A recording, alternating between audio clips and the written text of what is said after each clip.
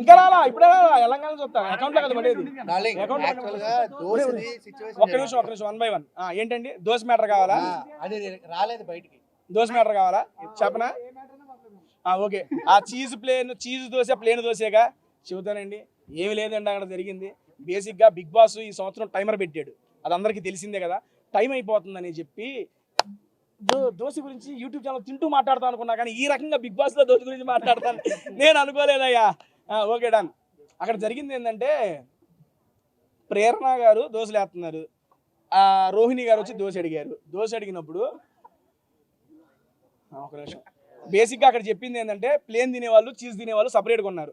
రోహిణి గారు first plane వద్దన్నారు, అందుకని అయిపోయింది. తర్వాత టైం వచ్చిన తర్వాత చీజ్ బాగుంటుందో రోహిణి గారు చీజ్ దోశని అడిగారు. అడిగినప్పుడు ప్రేరణ ఏం చెప్పిందంటే ఆల్రెడీ నీ దోశలు అయిపోయినాయి అని చెప్పింది. చెప్పంగానే ఆవిడ ఫీల్ అయ్యారు రోహిణి గారు, కానీ ఫీల్ అయ్యి మాట బయటికి చెప్పనప్పుడు నాకు అర్థమైంది అయ్యో రోహిణి గారు ఫీల్ అయ్యారని. అప్పుడు కూడా నేనేం మాట్లాడాల. నేను అన్నది ఏంటంటే సరే ఒక చీజ్ దోశ ఒక నార్మల్ దోశ ప్రతి ఒక్క ఇండివిజువల్కి ఇలా ఈక్వల్గా డివైడ్ చేసేయండి, ఏ గోళ ఉండదు. చీజ్ కావాల్సిన వాళ్ళు చీజ్ తింటారు, ప్లేన్ వాళ్ళు ప్లేను తింటారని చెప్పా.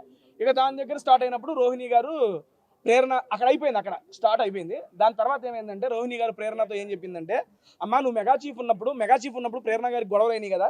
బేసిక్గా నువ్వు మెగా చీఫ్ అయినప్పుడు నీ మాట వినకపోతే ఎలాగైతే గొడవలు అయ్యో నేను మెగా చీఫ్ అయినప్పుడు నా మాటలు కూడా వినకపోతే నాకు అలాగే అనిపిస్తుంది అని చెప్పి డిస్కషన్ జరుగుతున్నప్పుడు ఏంటి పర్టికులర్ ఎగ్జాంపుల్ చెప్పు అన్నప్పుడు నేను ఈ దోశ మ్యాటర్ ఏమన్నా జరిగింది కదా అని చెప్పా.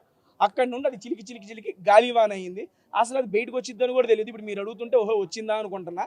ఇది అక్కడ జరిగింది. నేను చెప్పిన పాయింట్ ఏంటంటే ఉన్న ప్రతి ఒక్కరికి ఈక్వల్గా షేర్ చేయండి అని చెప్పా. లేదా అన్నప్పుడు ఆల్రెడీ టైం వచ్చింది, పిండి ఉంది, ఇంకొక దోశ ఎక్స్ట్రా అయ్యొచ్చు కదా అని చెప్పా.